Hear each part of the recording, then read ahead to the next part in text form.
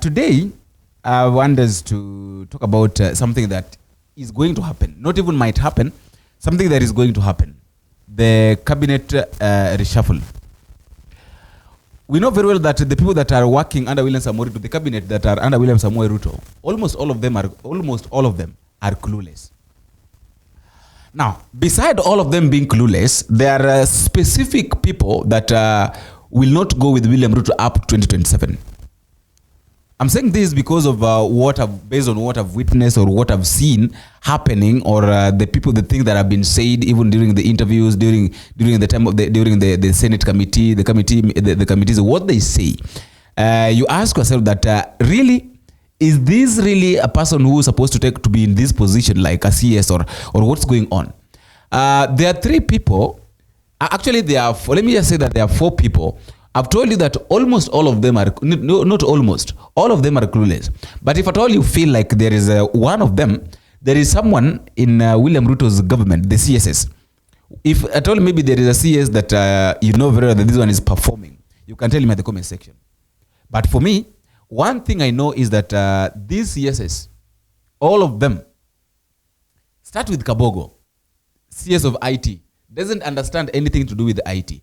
I heard the senator of Vihiga is saying that he got out of the committee simply because he realized that all the people that are in ICT, all of them are clueless. So tell me, what do you expect if the leader himself doesn't know what he's supposed to do? Their leader is the president. The president himself is even right now is totally confused. The president is going to the counties to do the thing that are supposed to be done by the governors, promising to build hospitals which are supposed to be done by the CSS. What do you expect from now of the CSS? What are they supposed to do?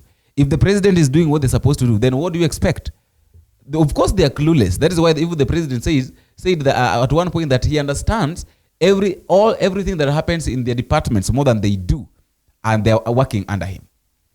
Now, let us talk about these three people. Number one, of course, we know very well that Muturi said that, in fact, Muturi has missed 3 consecutive meetings. 3 consecutive important meetings with the president. And he said that he wrote a letter to the president that he should be excluded from the meetings until the issue of the abductions and killing is solved. So automatically Muturi will be the first person to be kicked out. I don't know who will replace Muturi, but one thing I know is that Muturi will go out.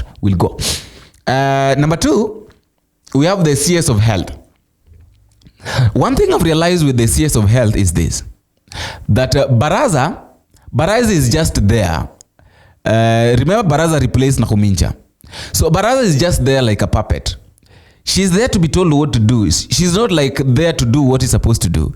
She's told what you're supposed to do. Like, you're supposed to do this is what you're going to do, this is what you're not supposed to going to do. So you are not supposed to go beyond past this. This your level, don't go past this, and if you go this way, things will work. So that is it. So the Baraza is doing what his master is telling her to do. Are you seeing? That is why you find that they're insisting on the issue of SHA. Deborah is saying that the money, the normally does not end at the national level. It's normally being distributed to the county levels. And when you make some follow-ups, you realize that even this money that they are talking about is not even at the county levels. Have you seen the dashboard? And he said, okay, this is my phone, please set it up for me. And so I called one of the CEO for Digital Health Authority, and he was able to set up.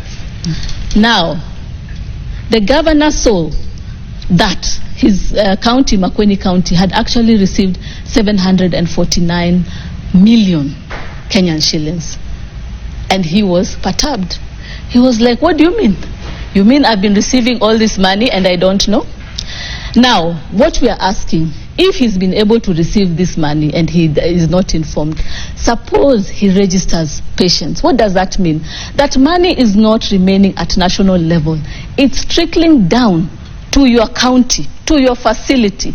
And what you require is just to register and see patients under SHA. So if he is not aware of what his county has, Suppose he becomes a SHA champion. That means more resources at county level, more human resource, more health products, more commodities, more equipment, CT scan, etc. And now you become a specialized facility, and you're able to see all these cases seamlessly. How many now people what we are have saying, registered for SHA? We've had, when you look at NHIF first, it's 8 million. Now under SHA, we have more than 20 million Kenyans. How many people are actively contributing? Okay, now I will answer. That's a brilliant question. First of all, you have to see that there is accessibility in terms of, number one, the numbers. Number two, facilities have expanded. Number three, geographical expansion. All the counties, unlike NHIF, which had selected, and it was actually private facilities that were benefiting. You're still not answering my question. Let me now answer your question. Now, when you look at those that have registered under SHA, they are over 20 million, right? Mm-hmm. Meaning they can access primary health care under the primary health care fund, which is from the exchequer, that is from National Treasury, meaning all Kenyans can access this. Among those 20 million, 4.4 million Kenyans have contributed, and they are able to access the Social Health Insurance Fund. So now, let me answer about your sustainability. When you look at, I said number one, NHIF had accrued a lot of debt up to 30 billion Kenyan shillings. Now, come to SHA. When you look at SHA, what we have, people have, the 4.4 million Kenyans have contributed 6.7 billion Kenyan shillings. The claims are worth 4 billion Kenyan shillings, meaning we have a surplus of 2.7 billion Kenyan shillings of the 4.4 million. How much more when we have all Kenyans on board? But the system relies heavily on member contribution, right? The Social Health Insurance Fund, yes. But right now, we are not facing any crisis. We have a surplus of 2.7 billion Kenyan shillings, meaning if all Kenyans are on board, then we'll be able to change our health system. And we will not be dependent on USG for funding and other things. We need to be self-reliant. Yes. All right. We need to be self-reliant. They still want people to changa. You know, like, how do you expect people to register so that at least you can get enough money to do other projects or to maintain the machine or to maintain the department? It's so much shameful. And then you tell us that you understand what's supposed to do. So, Baraza is doing what the master is saying. That I wanted to put pressure on these people for this issue of SHA. Let them register. In fact, the new healthcare. Even though I had Cecilia Mbarire, that is the chairperson of UDA, saying in her area that SHA is not working. That new healthcare is not working. Completely, it's not working.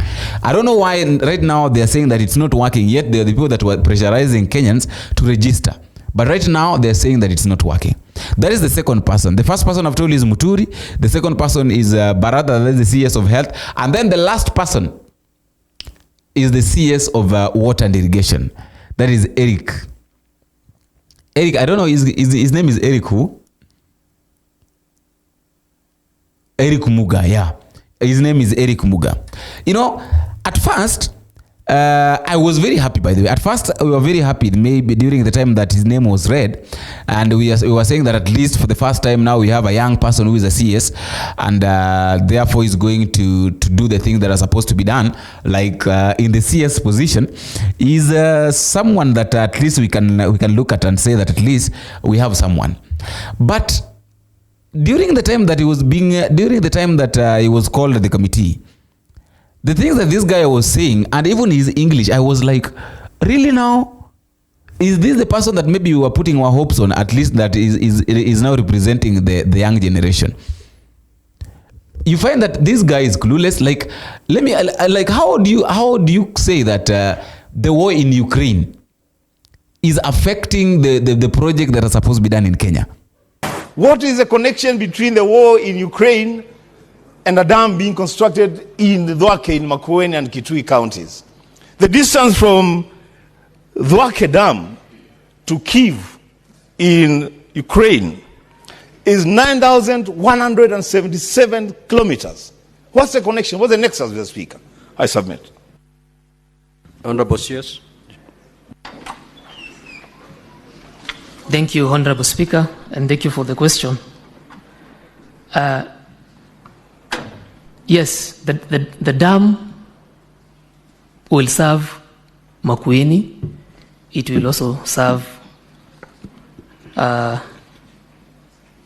Machakos, and it's also serve Kitui.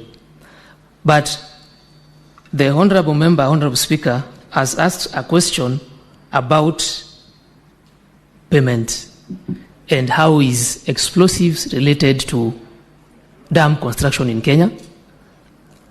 During war, our access for explosives that are required to blast the foundations of this rock bed was not very easily accessible. That slows, Speaker, that slows the progress of works. Order, honorable senators. You have asked a question. Let me respond. The CS respond. And honorable, the dynamics. Honorable CS. Honorable Speaker. Is it your position that the explosives that are meant for this dam were sourced from Ukraine? No. And therefore, because of the war in Ukraine, you couldn't. No. It's a global market, Honorable Speaker. So just proceed. Just proceed. Just proceed, honorable. Honorable Speaker. What? Let me help you, honorable CS.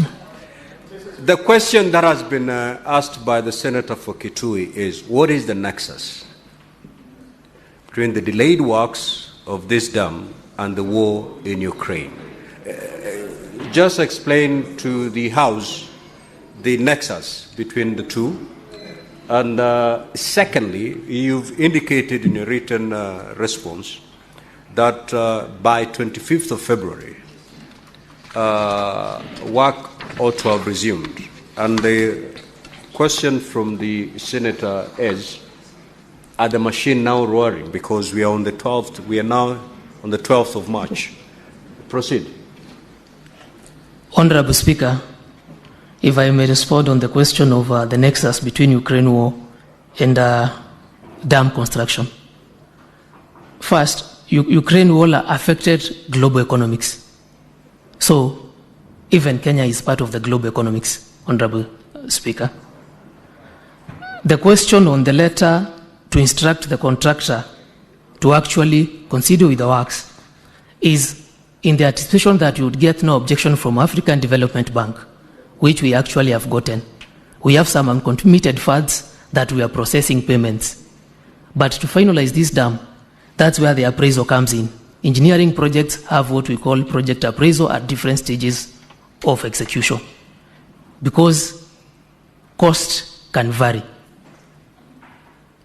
That explains why we need to do an appraisal. It's a normal contractual implementation requirement for us, not only as a ministry, but for any engineering project of this magnitude and size. Thank you, Honorable Speaker. Where are these two things related? Like, the war in Ukraine is affecting the construction of dam. How? And you are even being told to explain for us what you mean and why you say that. You can't even explain. And that is why I think that is why even Edwin Sifuna at one time asked that who is this CS of irrigation or water and irrigation, because we don't know him. We don't know him. I've never seen, I don't know whether he's a woman or a man, because the guy has been silent, and then people say that he has been working silently. So working silently only to come and disappoint himself, prove that he's not even the person that people expected. I just want you to tell me in the comment section, because as for me, I feel like those three people are the CSS that are going to go home. Of course, now we've started seeing the way people are being replaced. Ndidi Nyoro has been replaced by the ODM guy. I don't know who's going to replace Deborah. I don't know who's going to replace Muturi, and I don't know who's going to replace Muga. But they have to be replaced. And one or two of them must come from ODM. The broad-based government is working. The MOU is working. After all, guys, that is all for today. Let me know what you think of the comment section. And until we meet again, I have been your host, Boniface Owino.